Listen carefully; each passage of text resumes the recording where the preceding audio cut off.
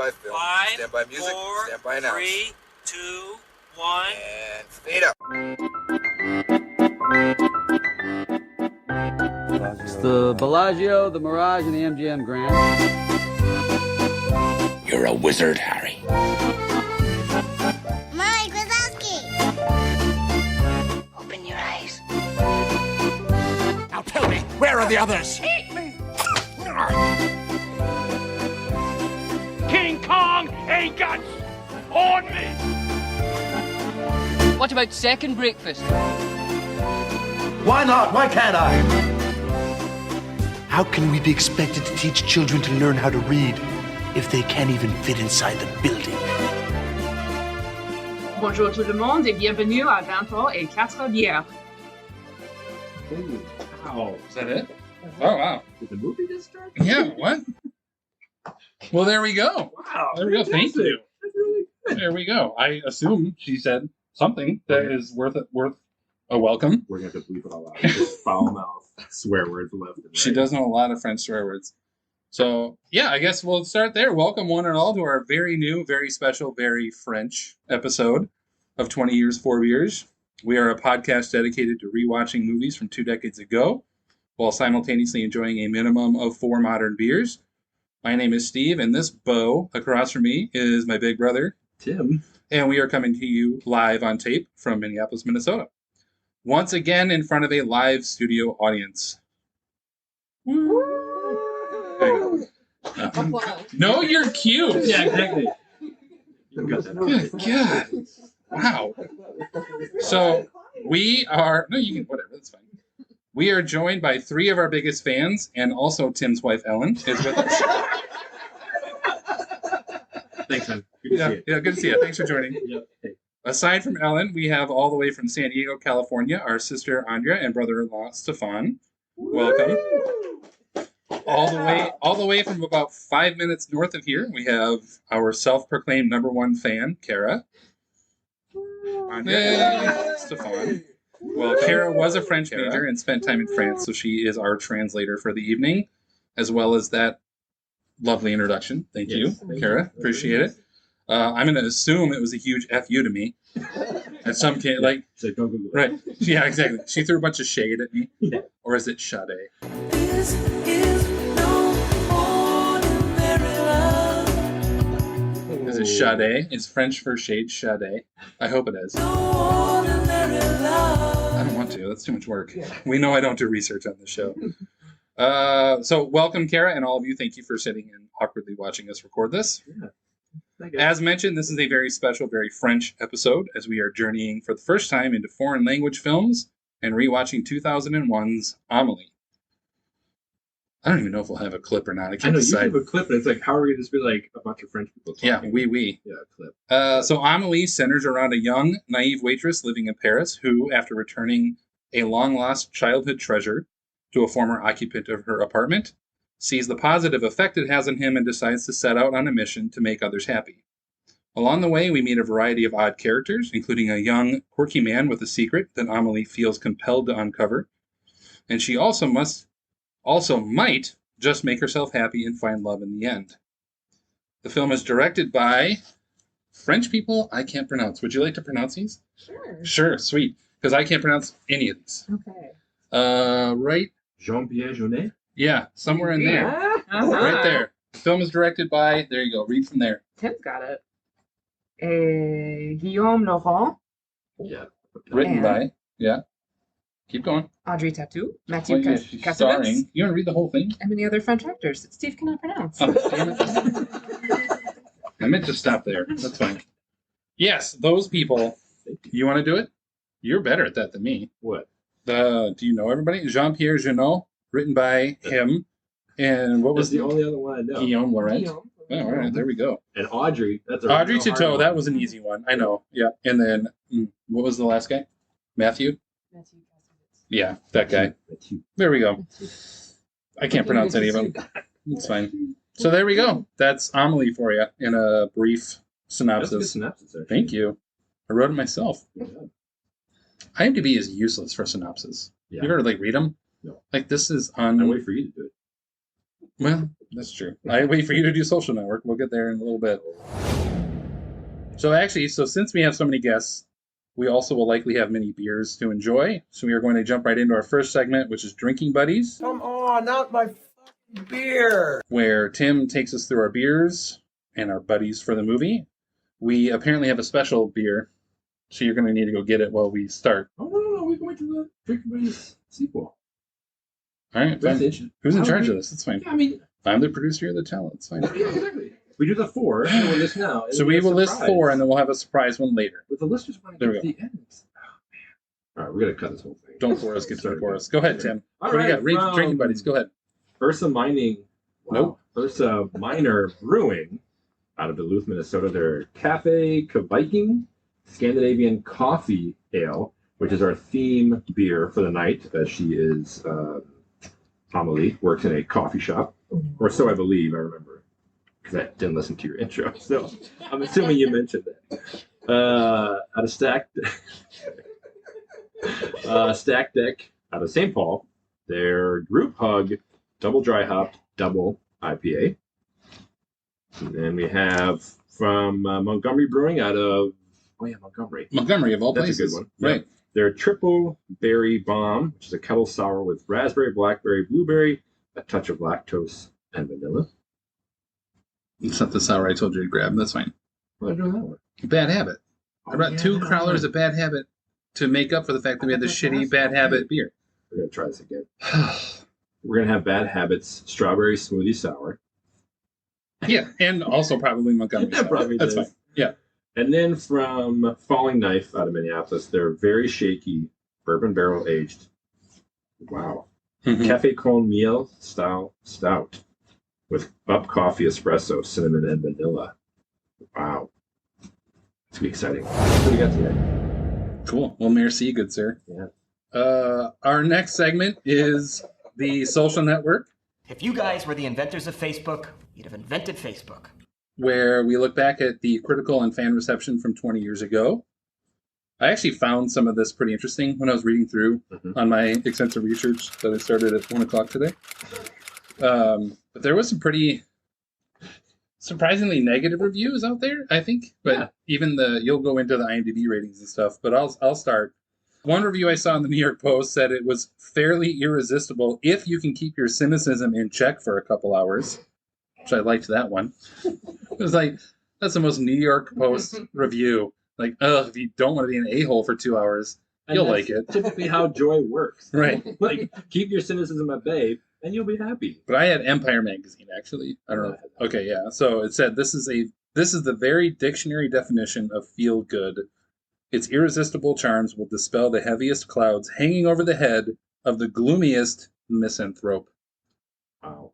Big words, y'all. Yeah, I don't need to do a big word tonight. It's not even mine. Right So there. what do you got for social network, Tim? IMDb rating is 8.3 out of 10, which the only ones we've reviewed or watched so far that are higher than that is Gladiator at 8.5 and Memento at 8.4. So this is highly, highly regarded by the film community. Did you see the like critics reviews though, like the Metacritic score? Yeah. It was like 62. I know. It's a huge difference. I was really surprised by that. They couldn't keep their cynicism at bay. Hmm.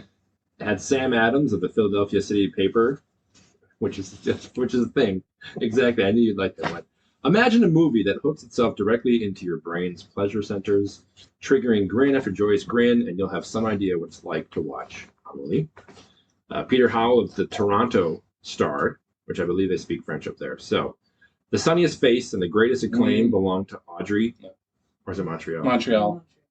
Start over. It's fine. It's We're a just second language. yeah. They speak right? You're fine. You're right.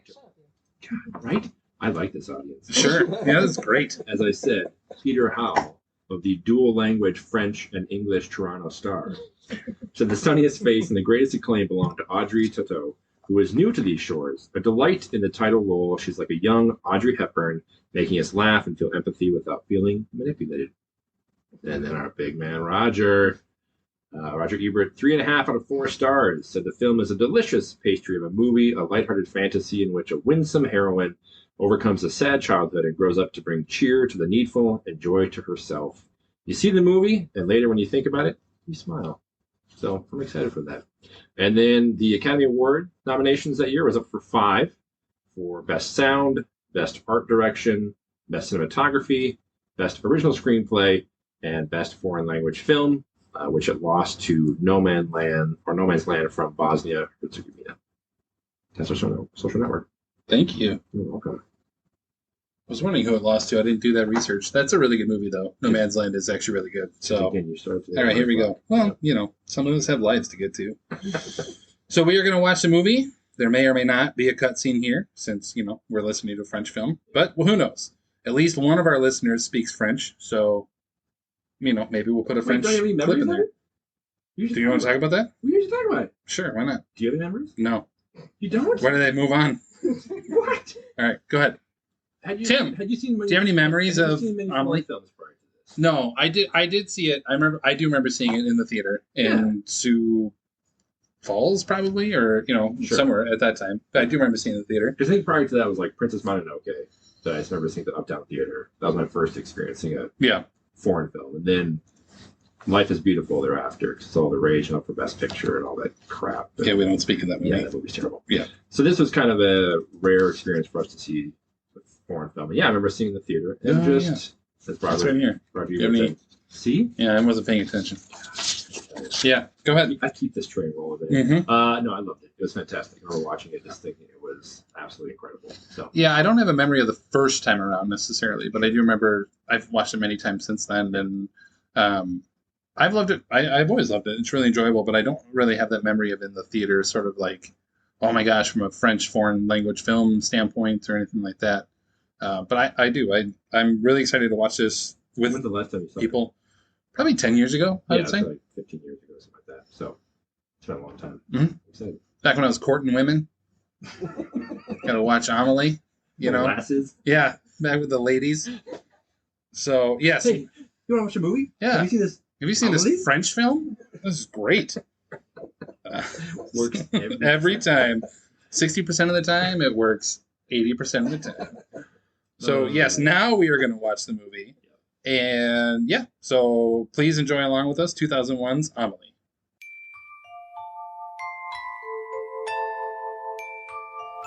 Do you know what these people have in common? This is Amelie. With the discovery of a simple childhood treasure, she begins a quest to fix other people's lives. And perhaps her own as well.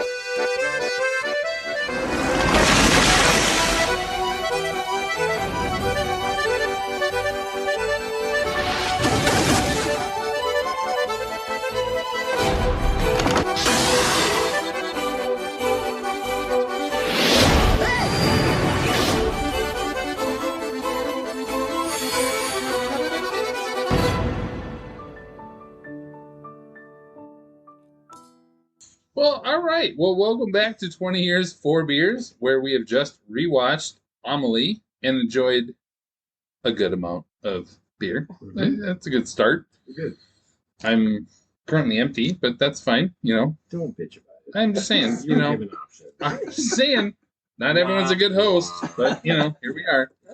Here we are. Oh, I brought this. That's fine. Cool. Anywho, so as usual... We jump right into our reaction segment that we call High Fidelity. Top 5 side ones, track ones. Where we discuss our top 5 takeaways of any kind from rewatching the film. Tim, you got your ducks in a row here, or family been distracting, or what do you got? I must say that I didn't really want to take notes, honestly. This is a rare movie. Because Stefan would make fun of you. No, we joked before. Taking notes like a bitch. Type much? Yeah. No, we joked beforehand, like it's going to be an interesting one to watch with subtitles. Right. To try and take notes. But it was like the rare movie that it's kind of just like sit back and experience it. And so I have a few chicken scratch notes, so it's going to be fantastic. Just you wait. But no, I just didn't really want to take notes. But ultimately, my first thing was I just love this movie. Mm-hmm. Thinking back 20 years ago, seeing it, and now just love it. There's some quibbles that we'll talk through, but overall, thoroughly enjoy it. Thoroughly enjoy it. So that's the number one you're going with? I didn't know there was a standard. I don't know. We get like, is that your Matt. first take? Yeah. I Just saying no. I didn't want to take it. I thought this movie. yeah. I'm gonna enjoy the beer I've left. My first thought as about halfway through, I was like, man, Travelocity missed the boat on this movie. I was like, how is that? Like, come on. Yeah. Like, Travelocity and the damn gnome? Come on. They missed the boat. Yeah. Or that's where they stole the idea from. Could be. But yeah, I think they copied it from it. But no, I had many. That's your first one? No, it's not. It actually was Come number on, 2. Oh. Yeah. Come at you guys. No, I was like, I have a more of an in-depth thing, but off of that, I'm like, objectively, who the F scrapes out underneath a like photo booth? Like who scrapes underneath a photo booth? Like, well, he's the guy that put his finger on the table with the sugar. Yeah, pre-COVID, Yeah, pre-COVID. But maybe he started it. Maybe he is the cause. Maybe. Yeah, of licking the table in some French cafe. But yeah, who just sits there and is like, you know what? I'm gonna scrape underneath this photo booth and find art. Yes. Like it's like it's such a weird movie in a good way, but yeah. So there you go. That's my. I'll just. Yes. There you go. I love it. Yeah. But now we're getting into some of the weird things. Yep. So the second thing I thought about was when we watched Moulin Rouge, I talked about Baz Luhrmann, the director of that movie, requires like a 30-minute acclimation period. Minimum. Yeah. And minimum to kind of get used to like the style. And I watched this now and realized, oh, this is the entire movie of Baz Luhrmann. Like, it's nonstop. What the hell is happening? Yeah. And the style is really, really cool. But like the weird thing, like where she takes the blind guy across the street and puts I him love like, that scene. I love it. It's weird. great. And Yeah. then she puts him like in front of the train station, and it's just like this like overhead shot that comes down with this aura around him, and that's like an example of the entire movie, like the keys and like the heart, and I love it. But it's definitely like it's a nonstop Baz Luhrmann movie of 2 hours of this is kind of crazy. Sure. So yeah. The style is, and maybe I haven't seen many French movies, so maybe this is kind of his style, but it definitely leans hard into it's a crazy, just full on strap in. A coke fueled. Yeah, exactly. It's gonna go weird. So I like it. I still love it, but yeah, you have to get used to it. Shit's gonna get weird, dude. It's really weird. Yeah. But I love it. It's weird, but I love it. No, true that I like movies like this that I remember seeing it being like I had not seen anything like this prior to this point. I agree. In my life, where it was just really, it leaned hard into the style. The only one that might have like thought was kind of like this was like The Fifth Element, which again is a French director, but really like full on strap in. This is an insane movie, and it's going to be great. So I loved it. Yeah, but it's really weird. Oh, yeah. That's my second point. One. Anytime you bring a Fifth Element. We're gonna get off the rails. Like Yeah, exactly. that's a top 5 sci-fi movie ever for me. Yeah. Excuse me? French director. Yes. Yeah, Jean-Jacques Gounod or whatever it is. Jean-Jacques. You mean Jean Genet? No, that's this director. That's this director. Jean-Jacques Gounod or whatever is. Fifth Element? Yeah. No, dude, that's the guy that did Lucy and Luc. Yeah. Luc Besson. Yeah, Luc Besson. There you go. There you go. I was doing a fucking French rap. Sorry. Dropping the F bombs. Kids are listening to this. No, they're not. No, they're not. Also, an immediate click. That's fine. I can edit That's that true. very That's quickly. True. Yeah. I like, for me, I was struck and I had forgotten how this is like it's a really, I thought it was a weird sort of French, like indie film, but it actually is on purpose sort of a vision or like a look into her imagination, like as a kid. Like they give the base from the beginning, and like all the editing, all the weird things, all you're talking about the blind guy and like the angelic sort of scene, all that stuff seems like a like offshoot of her own. Like I was really surprised, like not to go too deep, but it does seem like they outwardly say this is her character. You're sort of seeing this through her point of view, like or like coming along with her. I was really impressed by it. Like totally understand why cinematography was up for an Oscar. It's gorgeous. But yeah, I was really struck watching it of just being like, I'm along for the ride on her point of view. Yeah. And yeah, I was really struck by that. Well, there's like some deep childhood trauma of her dad being like standoffish and her mom being killed by a suicide attempt. Exactly, being destroyed by that. Yeah. Right. It's got some dark. They both were successful. Suicide attempt? No. Yeah. We don't know if the person committing suicide died. No. We just know that the mom died. That's true. Right? Maybe she yikes. Yeah. Yikes. Please edit that out. No. We lean hard into our so no, yeah, I agree. Like watching it again, you think back to when we first saw it 20 years ago, it was like, oh, lighthearted, but yeah, you watch it now, it's like, yikes, some deep trauma, these weird people. Not to go into things we can't spoil because of people in the room, but like we talked about this with like Ted Lasso. Like you have this weird, like it really makes sense. I'm just saying, like there's a really dark crap in this movie, and yet it's well known for being like a fun, lighthearted romp through France or whatever. And you're like, yeah, no, there's some weird shit happens to this girl. Yes. Like pretty amazingly, she ends up somewhat normal and not a serial killer. Like it's really impressive. Speaking of serial killers, ooh, love it. Great, love it. I think it's great to acknowledge in this movie there's a fine line between like romantic and stalker. Like you watch it and I think like the sequel is like, stop it right there. No, I don't know what that fine line is. Like, that doesn't exist. Yeah, like what fine line? No, I remember watching it 20 years and like being more on the like hopeless romantic side and being like, oh my god, like so like cute and like oh my gosh. You watch it and like the sequel is going to be this Nino dude. Like she comes to his house, which she hasn't been to, and it's like Buffalo Bill. Like, yeah, dude, what is this dude? He it like puts works the in lotion sex on its skin, and like the like skeletal character like in the full like house of the humming in her ear. Like, oh yeah, man, dude. Yeah. And she's all like, oh my I'm the only God. one in this room who's turned out like that. That's fine. That's fine.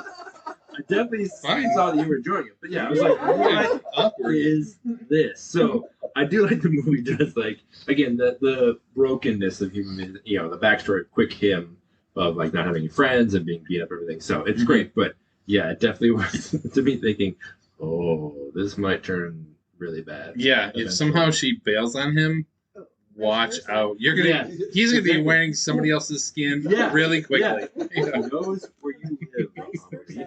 She's full on fatal attraction the hell out of him if he leaves her. Oh yeah. Yeah, is that the last straw for Amelie? Yeah, well, what she does to the other guy to make him go to the psychiatric hospital. Yeah. It's like, yeah, exactly. Yeah. That was the bad side of this, where she's like, "Oh, this guy's being mean to this other guy, and I'm gonna break into his house, and taunt him, psychologically torture this guy." Yeah, but she's so cute. Meanwhile, we got 3 women in this room. Who's like, I mean, I can get there. I can get there. That's fine. That's not a stretch. Yes. Yeah, I get it. Oh, you think you're so worth it? No, I don't. But thank you. I won't be ignored. That's my one. Yeah, fine line between romantic and stalker. I was really, I was surprised when I saw that there were 5 Oscar noms for this, because we're gonna talk about In the Bedroom next, which also had 5 in the same year. Indeed. And I was actually like, that's pretty surprising for a foreign film to get that many, and it makes a lot of sense to me of just writing, especially. Yeah. Like there's no screenplay like this. No. Like the nuance of from the beginning talking about, because you have like the bug that gets run over by the car in the first 10 seconds, and just whomever comes up with this, you're like, all of this has like a butterfly effect of getting there, and they do such a good job beginning to end of really writing about these characters and these traits.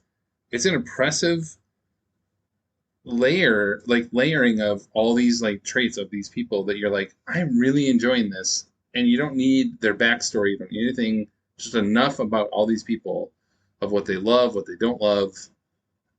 I just really impressed by the writing of this movie. Yes. Exactly. And like, yeah, it's French quirky, right? You're just like, and in a not a distractive way. It's really well done. The writing of this is really outstanding. I was a little surprised looking back. I had forgotten that it was nominated for screenplay, and I was like, no, actually, this is really original. It's really well done. I can't think of anything else that's like this. No. I mean, I'm sure there is others in French cinema that are like that, but I'm not going to take the time to care about it, so that's fine. No, exactly. Yeah. No, one of my points of that was I love the like exposition offered for each character's idiosyncrasies and oddities, where it's just like quick like backstory of these people, where many movies would take time to develop and kind of outline things, but it's like a Cliff Notes version of all these different characters, where you get kind of these weird things they do, and then hey, we're moving on. So it's humorous and wonderful, and just kind of a nice little backstory for these people that works for this film. I think sometimes you'd watch different type of stories and maybe more Americanized, you'd be like, oh my god, this is taking 20 minutes to get through this characters, and this is a lot of exposition, but this really works. And I remember watching it again and thinking, this was one of the few movies I remember seeing at the time where I love that she was super annoyed of watching old movies where people don't watch the road when they drive. And watching like, yes, I can't stand when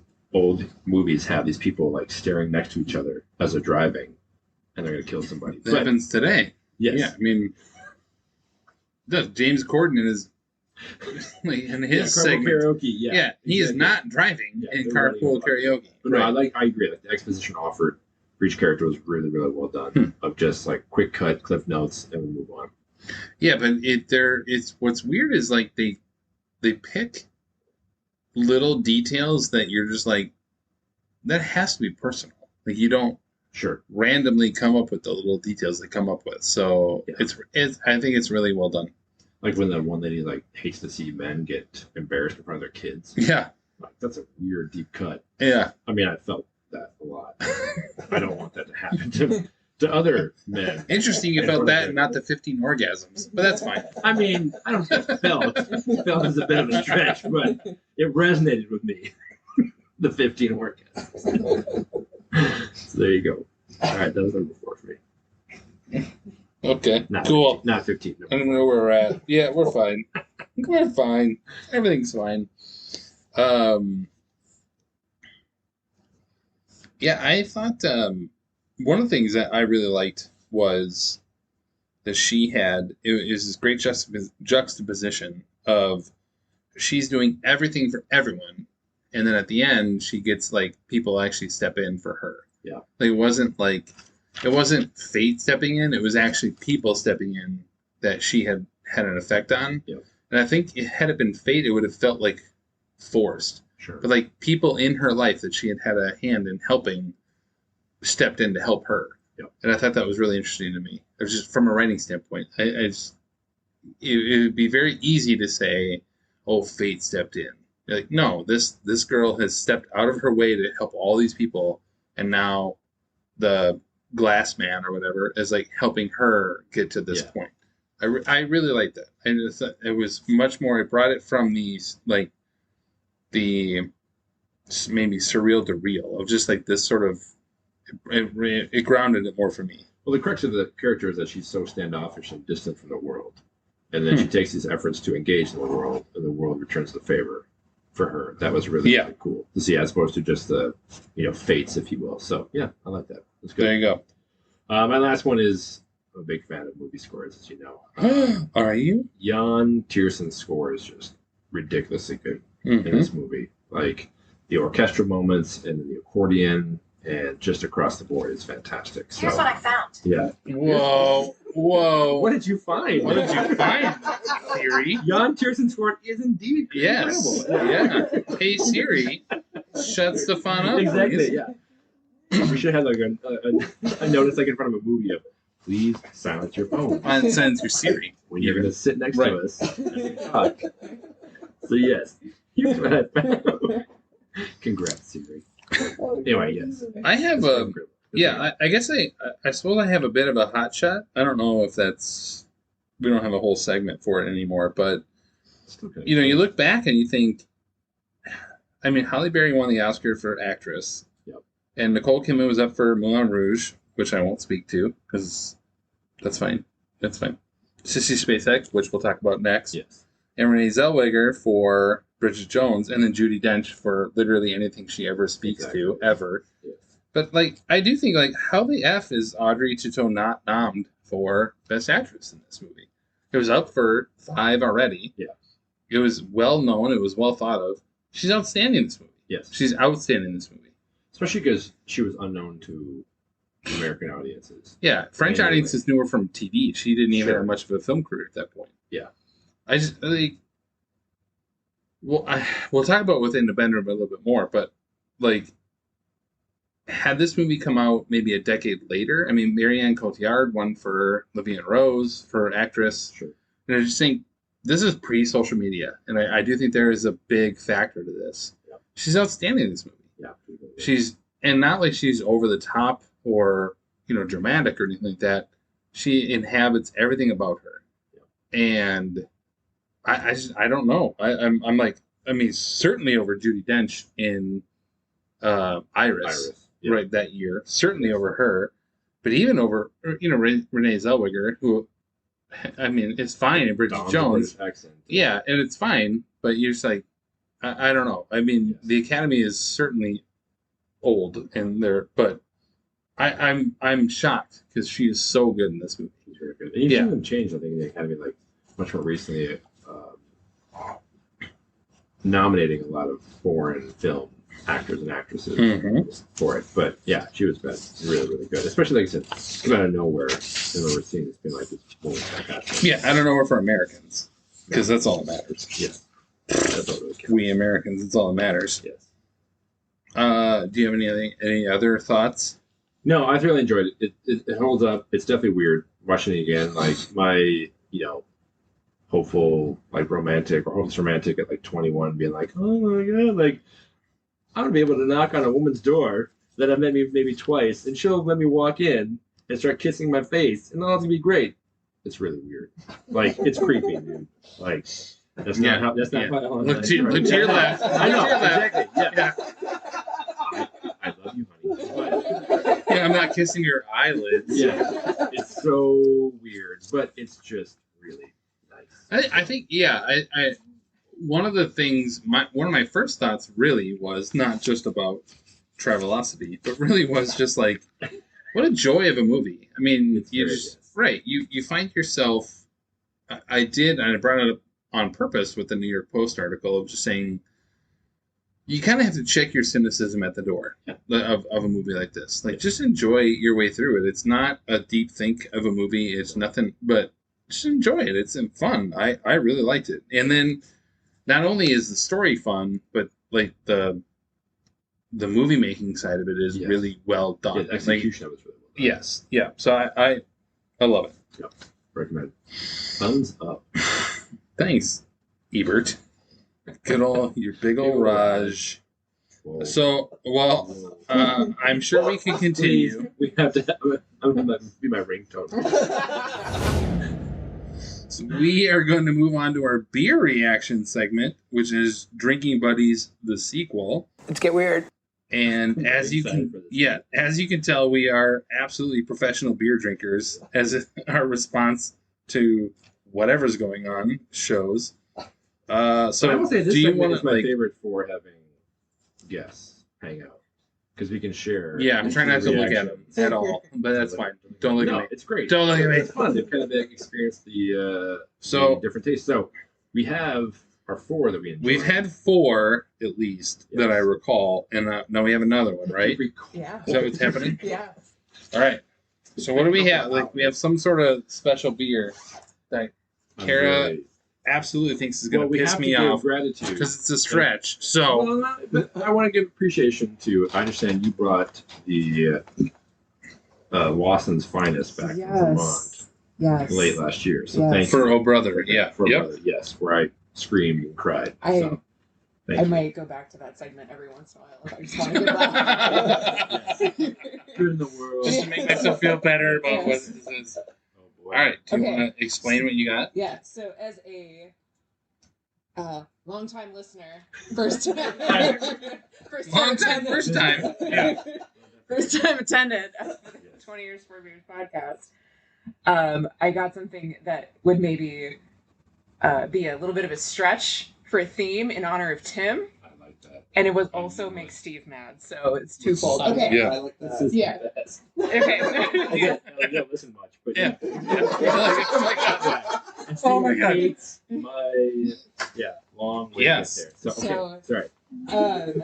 So the main character is Amelie Poulain, and the name Poulain in French means foal. Foal is a. It's already giving me the food. Yeah. Foal. I love this already. Please keep going. Yes. Foal is what? A baby horse. It's like a horse? Yeah, okay. Okay, so we've got horse. Okay. What are the main features of Amelie? She's got dark hair and dark eyes. So I went for something from Dark Horse Brewery. Look at that. Boom. I'm going to crack that open. And it's We're gonna their enjoy it. IPA. Crooked Tree IPA. Tim, you can explain it. Yes. But there's enough for everyone. Okay, we're going to. That's a lot of options here. We've got the Crooked Tree India Pale Ale, West Coast IPA, Michigan style brew. Michigan style. So, not quite Yeah, West it's like- Coast. Yeah. The West Coast of Michigan. Cajun style. Exactly. It's heavily dry hopped to give it a big aroma of pine and citrus. The flavors are big yet very balanced. Ooh. Often described as grapefruit. I like that. Ooh. Finish is dry. Cool. Thank you. Yes. I like the stretch. Because we would have never got this on our own, not knowing French. So we're gonna. I'm trying not to react at all to this, actually. Like it. Or you don't have to. So, Also, there are 5 more passing. yeah, there you go. Pass them around. So we do have our beer reaction segment. So Tim, once he's done passing these around, is going to bring us through this, and we will discuss our beers of the evening. Yes, that's true. Thank you, Carol. Thank you very much. All right, I gotta bring my computer back. I'm busy. Okay, so to start. Are you going to have any of this? Yeah, it's in my head. I don't know if I've actually had dark Thank you. or Crooked Tree. So I have one. I don't think so. It was. Well, it's dark first. Cool. Ooh. Since 1997, they've been around. Wow. And this movie takes place In 1987, it's like it's meant to be. Wow. And almost tomorrow. And August 29th is when it really starts, which is tomorrow. Okay. Happy birthday, Mom. Thank you, listener, for getting this. Well, Yeah. Wait. August 29th. It Happy pairs well birthday, Mom. with getting off work, a grilled, Oh, work? backstrap, and loud music. That was it. Loud music, yeah. Yeah, that was an interesting pause. Freezing. Pairs well Is there with a getting, comma yeah, between that? pairs well with getting off work. Pairs well with work. So good.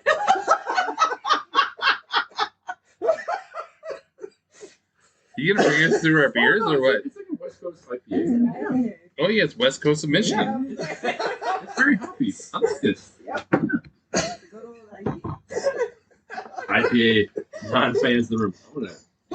You don't like it? All right, I'll take it off your hands. That's quite good. You can have I've also been drinking sours all day, but it tastes like hay. You bought it. You bought it and brought it, so I don't feel bad for you at all. Thank you all for being patient. We got about 10% of our listenership in this room. Hey, Good. we're more than that. Yes. Yeah. So I'm the one who has to edit it. It's a lot of work, man. Steve's like, oh, He's like, for God's sake, should we get back on track? So our first beer we started with was Ursa Minor, brewing out of Duluth. They're Cafe Viking, their Scandinavian coffee ale. Viking. I know, I put the KB exactly. It's a coffee ale. I liked it. It was good. It was good. It was like a 4 for me I in had- terms yep. of Solid, same point. It's Yep, a great 4 coffee to smell. nice combination with the ale. I think some of these are like a coffee stout, but very few places can do a coffee ale really good. So Sure. it's good. Sure, like you know. I don't. That's why I said 4 out of 5. Yeah, I agree. Mott's has one. Do they? Yeah. I bet it's pretentious. It's really good. Sure. Coffee ale, it's really good. Yeah. I highly recommend it. But no, this is that's very, good. very tasty. So I agree. For what it was, it's 4 out of 5 reactions for me. from the audience. It's fine. Good. It was fine. Good. Tasted coffee. They were Kind blown of away. tastes like the watered down stuff, though. Tastes like a water. A watered down. stout. Yeah. Severely watered The down. smell and the flavor, everything, but just watered down. It's not there. Okay. I'm used to them being smoother. Smoother. A coffee ale being smoother. Good So it was fine. It's good. It's good. It's good. Okay. And then we moved on Yes. to not the Montgomery Brewing Nope. sour. No. Although we should crack into that soon. Yes, we will. It's really good. The Bad Habit of St. Joseph, so their smoothie sour strawberry Yeah. version. I gave it a 4 for having like a strawberry sour. It tasted in many ways like a nice kind of Jolly Rancher time. Smoothie, I'd say it's a bit of a stretch because it was very clear. We had, I think, one that Kara brought, like a smoothie that feels like a juice blend. That's what I look at as smoothie sour. This was not smoothie to me. Yeah. So for a sour, yes, it's good. So I love this. Yeah. I love it. I had like 4.5. I think it's really good. It's not even about smoothie or not. It's the flavor. Strawberry is a tough flavor to bring to a sour. And I think this is, I love this beer. we had some crowlers, so people liked it. But Yeah. It was good. You like I think that was a crowd favorite. Yeah. I think everyone enjoyed that. Definitely. Yeah. I had to get over the 1 out of 5 that you had brought last time. So I was like, no, give me a, I had to, you're back in my good grace. right, exactly. All right. So I had a 4.5 out of 5. And we had Stack Deck out of St. Paul. Their Group Hug double dry hopped double IPA, which I was excited to have this because it was my fridge. You're excited. I can't do another one. Then 4.25 for me. I thought it was really good. It was definitely one that was divisive in the room. I would say people had a sip and was like, "Oh God." Well, you gotta like IPAs. Yes. Yeah. And But they even make you it. liked it. I did. Yeah. Yeah. I don't It like was good. double Yeah, I had a IPAs. 4.25 as well. I was like, it's a good, it's really good. I mean, if you like IPAs and especially doubles, like I mean, anything Stack Deck is really good. Yeah, it's very good. Yep. And then Yes, please. This is more divisive than anything else. I think. the behemoth at the end. Mind you, I didn't realize it was 14%. So brought that out. Boom. Like, holy cow. From Falling Knife, they're very shaky, bourbon barrel aged coffee stout with espresso, cinnamon, and vanilla. This is all kind of glorious, man. I know people that in the room didn't quite like the style of it.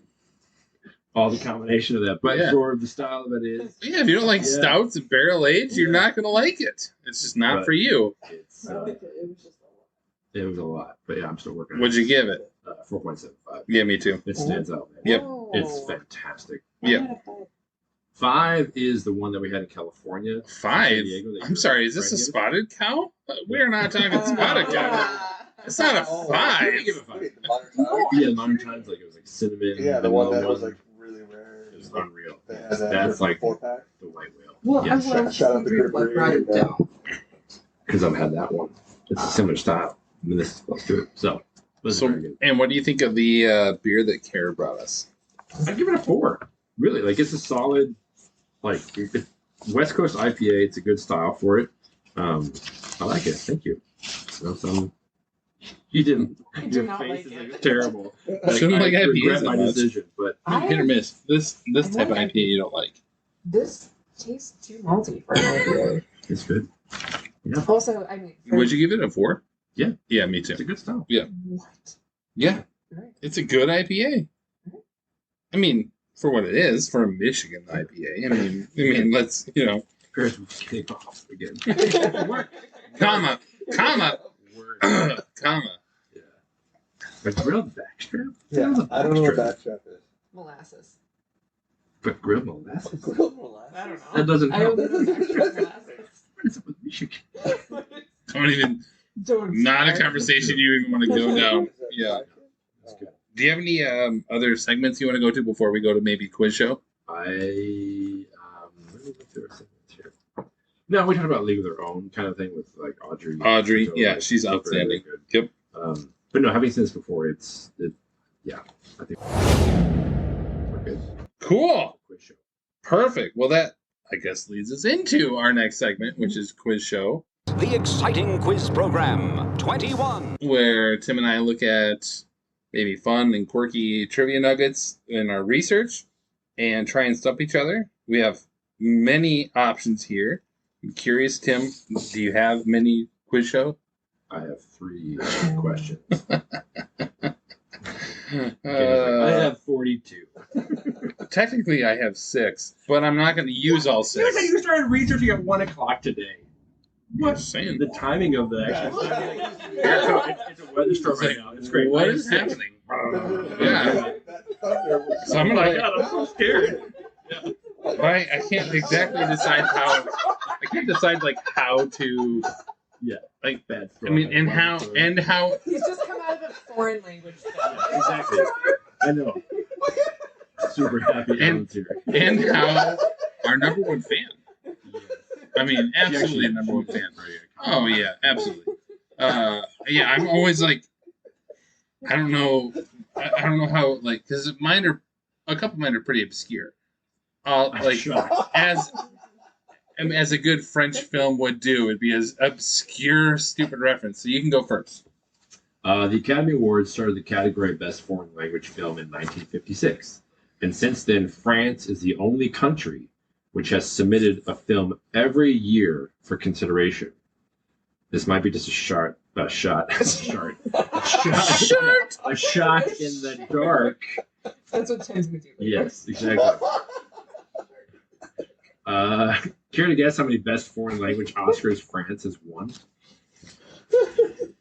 1. 9. Really? Yes. Huh.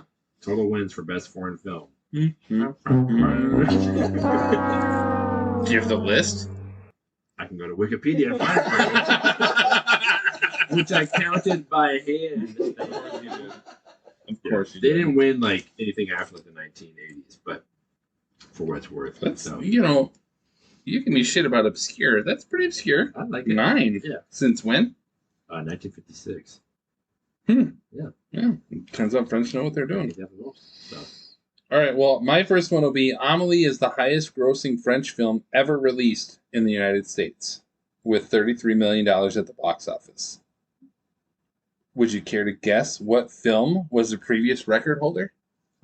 I have a hint, but I'm just curious if you... For a French film? Yep. I'll give you a hint as well, but apparently Karen knows. Previous to this... I have no idea. Well, I'll give you a hint. Do you know? Okay. All right. That's fine. So the hint is, and it's pretty easy, but whether you know the adaptation or not, a classic film starring Robin Williams and Nathan Lane is the American remake of it. Oh, The Birdcage. That's the American. The Cage of Bird? Le Cage aux Folles. Yes, that was the nice American version of it. Yes, that was the previous record holder for French. I don't wear shoes because they make me fall down. My Guatemalan-ness. He's afraid of my Guatemalan-ness. Oh, Hank Azaria. I love that movie. That's a good one. Yeah, all mine are pretty obscure, so let's keep it going, baby. You got it. What do you got? Director Jean-Pierre Jeunet released a film 4 years prior to Amelie, which was a 4th film in a well-established franchise, which was pretty totally different than Amelie, and it also starred Dominique Pignon, who plays Joseph in Amelie. Can you name that film? 4 years prior? Yes. I thought it was the year prior. It's Alien Resurrection. That's right. Check your dates, champ. I thought it was 2000 is Alien Resurrection. 4 years prior is like Alien 3. Alien Resurrection is a 1997 Huh? science fiction horror film. Again, if you didn't do Either way, it doesn't matter. 1 o'clock What do you mean today- research? I got it right. I got it right. Mr. Baba. That's right. But yeah, 4 years, Alien Resurrection. Nice. So there you go. You got it. That's right. So, nice try. Congrats. Yeah, I can't pronounce his name, though, but I can know the movie. Jean-Pierre Jeunet. Hmm. JPJ, man. Well, JPJ. All right. So, where do I want to go with this? I don't even know. I actually like this one. So, the main character was not supposed to be named Amelie. Okay. Did you know this? No. Love it. So, the main character was not supposed to be named Amelie, but rather Emily, after the originally planned and cast star of this film.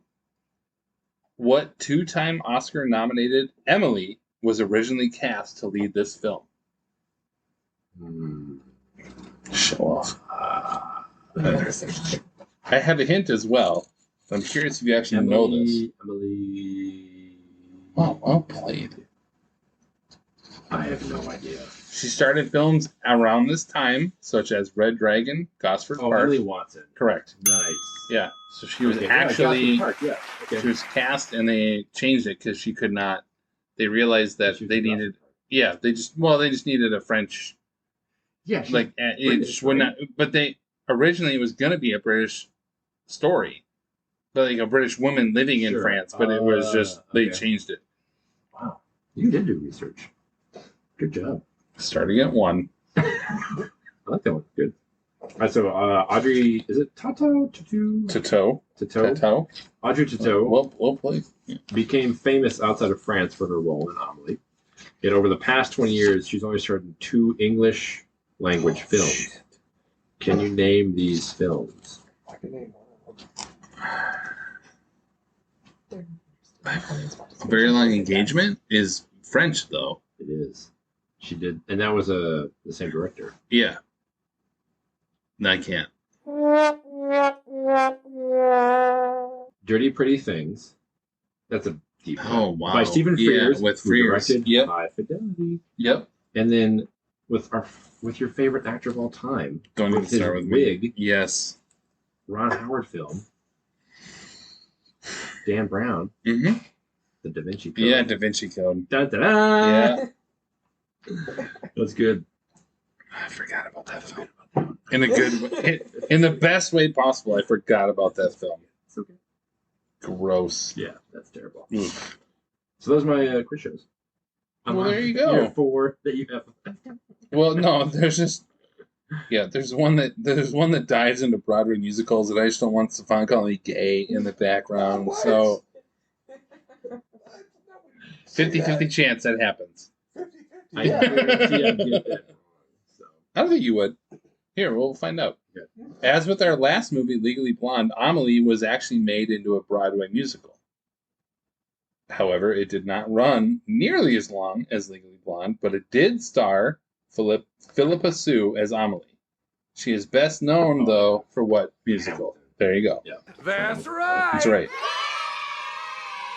There you go. See, you knew that one. What's her name? No, the one I have actually for you is there's a sweet nod to another film at the end of this movie where Amelie is on the back of the scooter with Nino, right. Again, the serial killer. Right. So the film that this is sort of nodding to stars another Audrey, whom they actually make Amelie look a lot like in this film, which is Hepburn. Yeah. What classic romantic film are the filmmakers referencing? American in Paris. Are you kidding me? Come on. What do you got? Roman Holiday. Roman Holiday with Audrey Hepburn. I've never seen that, I actually. haven't either, but I None know of us have. That's the thing. I don't see all I care about scooters. Yeah, Stefan was. Yeah, I'm a if best there's a position scooter, ever. I am in this.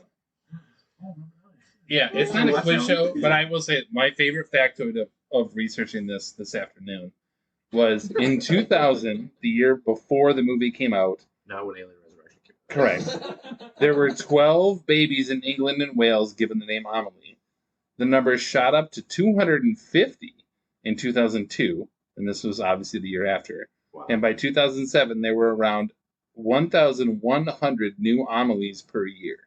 Jeez. The number has held steady ever since. The trend was similar in the U.S., with Amelie not among the 1,000 most popular names until 2003, when it suddenly leapt to 839th place. All because of this film.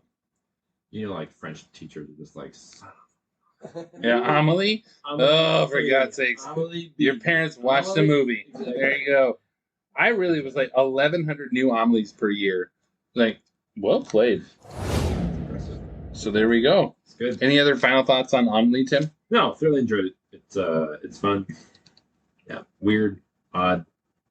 I like French. movies that are odd. Yep. Yeah, say French. Yes. And you're like weird and odd. That sounds like a French film. That's fine. So that's about all we got for this episode. Stick around for our happy hour coming up next, where we talk about the really lighthearted romp of a film in the bedroom. You guys want to stick around for that? They had no choice because I drove. Oh, you son of a mother.